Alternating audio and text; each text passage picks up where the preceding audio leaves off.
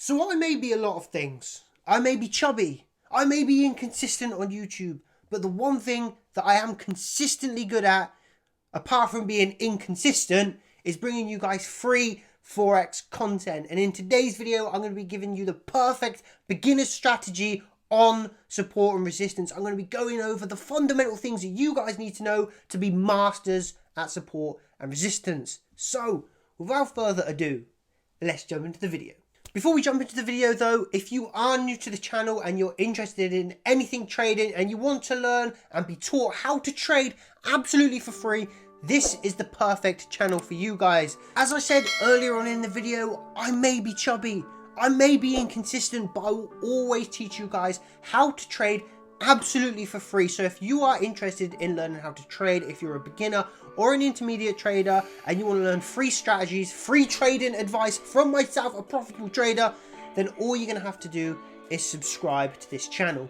So support and resistance is actually a very simple thing, and one of the things that I use in my trading is support and resistance. In fact, I'm a breakout trader, so I wait for the breakout of a support or a resistance, and then I wait for the price to come back and retest it. So I am the perfect person for you guys to learn how to trade support and resistance because I use it in my own trading daily. If you don't know what support and resistance is though, it's so simple and you're going to kick yourselves if you're getting confused over it. So support is like a floor. Imagine a floor, and then price comes down, it bounces, comes down and bounces. That is the support. The support is the floor. And then we have the resistance. The resistance is like the ceiling, and you can never push above it, or sometimes you can never push above it. Sometimes it comes up, it bounces, sometimes it pushes up and bounces. Sometimes support can become resistance and vice versa. So there is a lot to learn when speaking about support and resistance, but just for this video, I'm going to be talking about the basic understanding of support and resistance and giving you a few examples later on in the video over on the charts. Once again, with support and resistance in this video, I'm just going to be going over the basic understanding of support and resistance and giving you a few examples over on the charts. But what you want, support is the floor, resistance is the ceiling. So for the purposes of this video, I'm going to be keeping this very simple to give you all a nice understanding of support and resistance.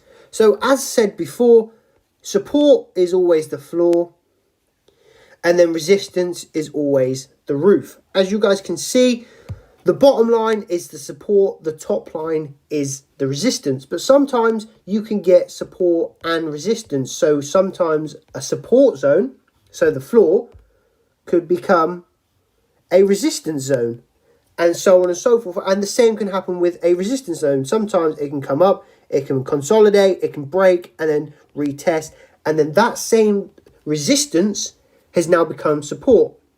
So when you look at support and resistance, you don't want to just assume that if it's going to be support, it can never be resistance, or if it's resistance, it can never be support, because that's just not the case. Sometimes, and quite often, supports can become resistance, and resistance can become supports. But you can also get different types of support and resistance. It doesn't necessarily have to be a horizontal level like we have drawn out here or here. It could be in the form of a trend line, which you guys are now seeing on your screens. Trend lines work exactly the same as horizontal support and resistance, but instead of being horizontal, they're just more sort of diagonal, and they can act once again as a form of support and resistance. And nothing changes when it comes to this form of support and resistance, because once you get the bottom, that's the floor, and then the top, which is resistance, that's supposedly the ceiling. So they do cross over and they do work the same. It's just instead of being a horizontal resistance or support, it's more like a diagonal version of the horizontal support and resistance. Essentially, what the general rule of thumb is, the more touches a zone has, the stronger that said zone is, because the more touches it has, the more other traders can see it, and that means the more other traders are going to look to get into that area. Now, if you were a breakout trader like I am, so it's come back, it's retested, but then it's not really done anything, it's consolidated. So how would I like to personally trade this? Well, firstly, I would get out another trend line. And what I would do is I'd put that trend line up to about there. And the same thing is once we have with trend lines, the more touches, the stronger it is. So when it breaks out, if it breaks out, the stronger that zone. So what I would look for now is a break of this short-term trend line right along here. If I can just delete that. So I would be looking for a break of this shorter term trend line, and then what I would do is look to get in after. And what happened perfectly is right here, we had a break of that trend line, and what happened after that, price just fell off the edge of a cliff. It took a little bit of a while, but then it broke that zone, retested, and continued trickling down, which is something we love to see. So what I would have done here is waited once again for that shorter term trend line to break, this one here. And then once I've saw that break, I would like to get a good entry. So you could have got right in on any of these dojis that you guys are seeing in here, because the smaller the candle, essentially that's the more indecision that I'm looking for. So any of those two dojis right there would have been absolutely pinpoint entries, and you would not find a better entry unless you got up on maybe this wick here. But I wouldn't have got into that wick because I wouldn't have seen any confluences. So we've seen the break, we've seen the dojis. So what we could have done is we could have had a short position on this, right in on the open or the close this doji. We could have had stops up here. Personally, I wouldn't have liked to have stops above there because it's just too high. But for the video's sake, we'll have it a bit more safe. So we've got our stop loss just above these previous highs. So it's nice and safe, because I feel like if it was to break any of those highs, it's got to first of all break this high, it's got to break this high, it's got to break this channel here. So it has a lot of stuff to break. So I would be happy placing my stop loss all the way up there, because I know if any of my things get broken, like my trend line, like my horizontal support or resistance, I know for a fact that then my bias potentially would change to sells or to buys.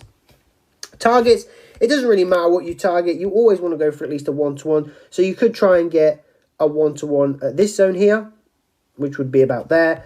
Or what you could do is set partials at 1-to-1 and then let the rest run and then see how far you can take it. Which, as you've seen, if you held this trade, you would have been at about a 1-to-5 risk to reward. And a 1-to-5 risk to reward is absolutely brilliant. You'd have had around a 58 pip stop loss with a take profit of 327 pips.